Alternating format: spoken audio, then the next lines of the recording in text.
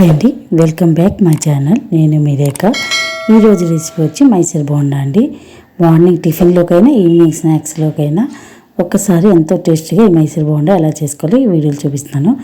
Simple process అండి, అలాగే hotel స్టైల్లో కూడా ఉంటుంది.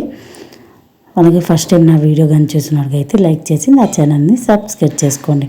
ముందుగా ప్రాసెస్లోకి వెళ్ళిపోయే ముందు ఇక్కడ నేను ఒక బౌన్లోకి అయితే ఇక్కడ నేను 200 గ్రామ్స్ పెరుగునైతే తీసుకున్నాను. దాంట్లో కొద్దిగా వంట సోడా ఎక్కువ వేయకూడదు, కొద్దిగా వేస్తే చాలండి. వేసి ఒక్కసారి కలుపుకోవాలి. ఇక్కడ చూపించినట్టుగా మొత్తం పెరుగులో వంట సోడా మొత్తం కలిగినాక చూస్తే ఇలాగా పెరుగులో బబుల్స్ లాగా అయితే ఏర్పడతాయి.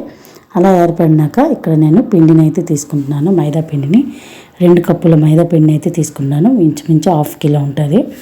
తీసుకున్నాక వాటర్ కొద్దిగా వేసుకొని ఆ మైదా పిండి మొత్తం అలా కలుపుకొని, ఎక్కువ వాటర్ వేయకుండా ఇలా కలుపుకున్నాక మూత పెట్టి నైట్ అంతా మొత్తం వదిలేయాలండి. వదిలేసాక మార్నింగ్ లేసేసరికి చూడండి ఇక్కడ ఈ విధంగా చూపిస్తున్నట్టుగా ఇట్లా రెడీ అయితే పిండి మొత్తం రెడీ అవుతుంది. దీంట్లో రుచికి సరిపడా సాల్ట్ వేసుకోవాలి. నేను నైటే సాల్ట్ వేసి కలపలేదు. అలాగే ఇక్కడ కొద్దిగా జీలకర్ర యాడ్ చేస్తున్నాను. మీకు కావాలంటే వాము కూడా యాడ్ చేసుకోవచ్చు. ఒకసారి వేసుకొని మొత్తం కలిపేసుకోవాలి. మొత్తం ఒక్కసారి కలిపేసుకున్నాక ఆయిల్ హీట్ అయినాక ఆయిల్ అయితే వేసేసుకుంటే చాలండి.